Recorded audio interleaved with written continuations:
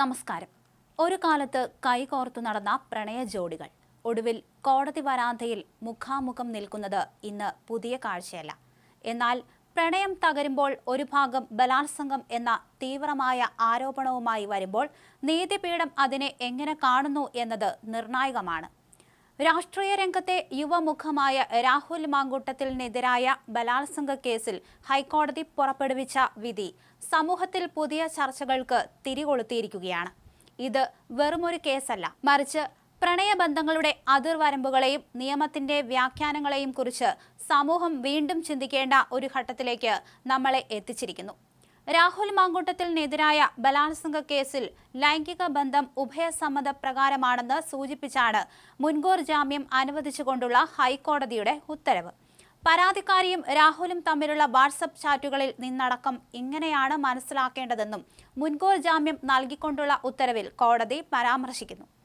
ക്രൂരമായ പീഡനത്തിന് ഇരയായ ഒരാൾ വീണ്ടും അതേ വ്യക്തിയുടെ അടുത്തേക്ക് പോകുന്നത് അവിശ്വസനീയമാണെന്നും ഇത് ഉഭയസമ്മതപ്രകാരമുള്ള ബന്ധമായിരുന്നു ഇരുവരും തമ്മിലുള്ളതെന്നതിലേക്കുള്ള സൂചനയാണെന്നും ഹൈക്കോടതി ഉത്തരവിൽ പറയുന്നു.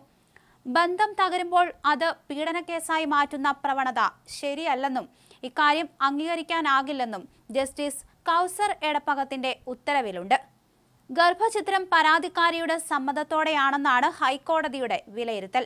വാട്സപ്പ് ചാറ്റുകളിൽ നിന്ന് അങ്ങനെയാണ് മനസ്സിലാക്കേണ്ടതും.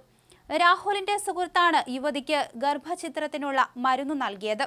ഇത് യുവതി ആവശ്യപ്പെട്ടതനുസരിച്ചാണെന്ന് വാട്സപ്പ് ചാറ്റുകളിലുണ്ടെന്നും കോടതി നിരീക്ഷിച്ചു. ഗർഭചിത്രം രാഹുലിന്റെ നിർബന്ധപ്രകാരമായിരുന്നോ എന്ന് വിചാരണയിൽ വ്യക്തമാകണമെന്നും കോടതി ഉത്തരവിൽ പറയുന്നു. പ്രായപൂർത്തിയായ രണ്ട് വ്യക്തികൾ പരസ്പര സമ്മതത്തോടെ ദീർഘകാലം ബന്ധത്തിൽ ഏർപ്പെടുന്നത് ബലാത്സംഗമായി കാണാനാവില്ല. ഇത്തരം ബന്ധങ്ങൾ പരാജയപ്പെടുമ്പോൾ അവയെ ക്രിമിനൽ കുറ്റമാക്കുന്ന പ്രവണതയിൽ സുപ്രീം കോടതി നേരത്തെ ആശങ്ക പ്രകടിപ്പിച്ചിട്ടുള്ളതായി ഹൈക്കോടതി ചൂണ്ടിക്കാണിച്ചു.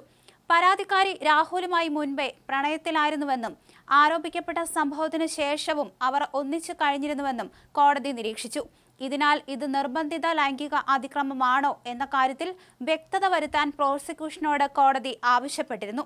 പരസ്പര സമ്മതത്തോടെയുള്ള ബന്ധമായിരുന്നു താനും അതിജീവിതയുമായി ഉണ്ടായിരുന്നത് എന്നും ബന്ധത്തിൽ വിള്ളലുണ്ടായപ്പോൾ പരാതി നൽകിയതാണെന്നായിരുന്നു രാഹുലിന്റെ വാദം. ഈ വാദങ്ങളെ ശരിവെക്കുന്ന വിധത്തിലാണ് ഹൈക്കോടതിയിൽ നിന്നും വിധി ഉണ്ടായിരിക്കുന്നതും. ആരോപണം ബലാത്സംഗ കുറ്റത്തിന്റെ നിർവചനത്തിൽ വരുന്നതല്ല. ഗർഭചിത്രം നടത്തിയെന്ന ആരോപണം തെറ്റിദ്ധരിപ്പിക്കാനാണ്.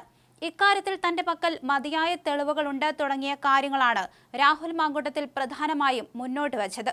തനിക്കെതിരെയുള്ള അന്വേഷണത്തിലും രാഷ്ട്രീയ സ്വാധീനമുണ്ടെന്നും ഏറെ വൈകി നൽകിയ പരാതി മുഖ്യമന്ത്രിക്കാണ് നൽകിയത് തുടങ്ങിയ കാര്യങ്ങളും രാഹുൽ ഉന്നയിച്ചിരുന്നു.